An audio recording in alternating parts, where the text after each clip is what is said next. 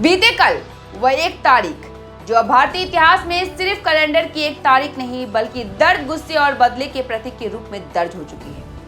कश्मीर की जन्नत कही जाने वाली बैसरन घाटी उस दिन नर्क बन गई जब हथियारों से लैस आतंकियों ने मजहब के नाम पर निर्दोष पर्यटकों पर कहर बरपा दिया।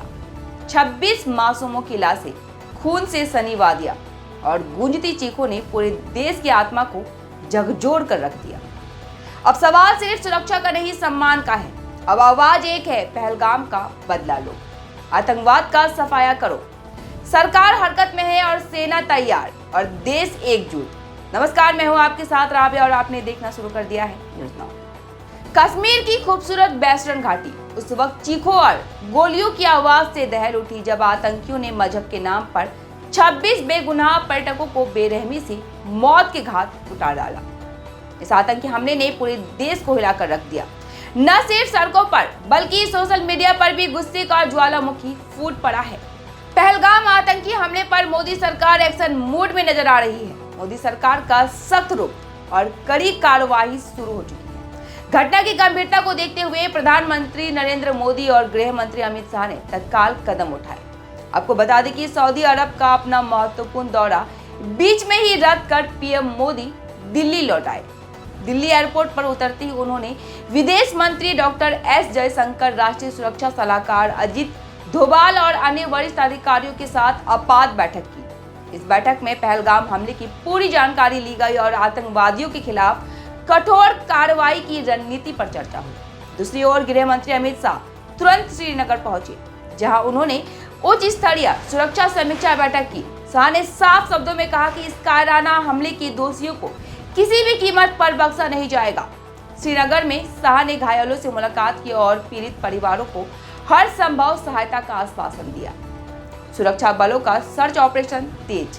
एनआईए जांच में जुटी पहलगाम के बैसरन घाटी में भारतीय सेना, सीआरपीएफ, जम्मू कश्मीर पुलिस की स्पेशल ऑपरेशन ग्रुप और विक्टर फोर्स ने आतंकियों की तलाश में व्यापक सर्च ऑपरेशन शुरू कर दिया है। खबर है कि हमले में शामिल 4 और 5 आतंकी पुलिस की वर्दी में थे और लश्कर-ए-तैयबा के सहयोगी संगठन द रेजिस्टेंस फ्रंट यानी कि टीआरएफ ने इसकी जिम्मेदारी ली है। सूत्रों के मुताबिक आतंकियों ने अप्रैल में ही पहलगाम के होटलों और पर्यटक स्थलों की रेकी की थी। राष्ट्रीय जांच एजेंसी एनआईए ने मामले की जांच अपने हाथ में ले ली है और आज पहलगाम पहुंचकर सबूत जुटाने शुरू कर दिए हैं। खुफिया एजेंसियां इस बात की भी जांच कर रही है कि क्या पाकिस्तानी सेना की चीफ जनरल असीम मुनीर की हालिया भड़काऊ बयानों के आतंकियों को इस हमले के लिए उकसाया। देश में उबाल, जनता मांग रही है सख्त कार्रवाई। पहलगाम हमले के बाद पूरे देश में गुस्सा और आक्रोश देखा जा रहा है। तो वहीं श्रीनगर, दिल्ली, मुंबई, लखनऊ, बेंगलुरु और अन्य शहरों में सुबह से ही विरोध प्रदर्शन हो रहे हैं। लोग सड़कों पर उतरकर आतंकवाद के खिलाफ कठोर कार्रवाई की मांग कर रहे हैं। अब समय है पाकिस्तान और उसके पाले आतंकियों को सबक सिखाने का। सूत्रों के अनुसार पीएम मोदी आज कैबिनेट कमेटी ऑन सिक्योरिटी की बैठक लेंगे, जिसमें आतंकवाद के खिलाफ बड़े कदम पर फैसले हो सकते हैं।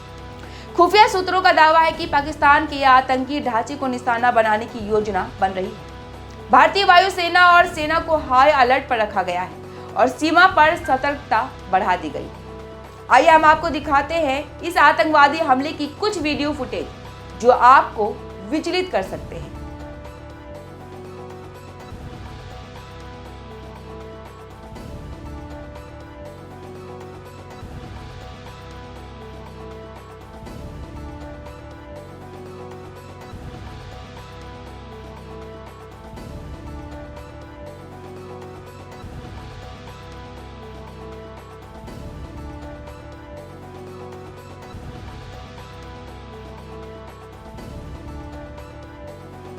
इस आतंकी हमले में मारे गए सभी सैलानियों के सबों को राष्ट्रीय सम्मान के साथ उनके घर भेजने की तैयारी चल रही है। तो वहीं दूसरी ओर देश की प्रधानमंत्री इस वक्त अपने वरिष्ठ अधिकारियों के साथ इस आतंकी हमले के खिलाफ कड़ी कार्रवाई की योजना बना रहे हैं, जिस पे पूरे विश्व की नजर टिकी है।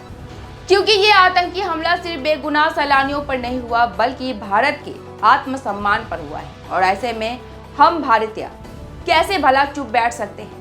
शहीदों का खून पुकार रहा है और अब पूरा भारत एक सुर में कह रहा है, अब कोई पहलगाम नहीं होगा, अब होगा आतंक का अंत। आपकी राय क्या है हमारे कमेंट बॉक्स में जरूर बताएं।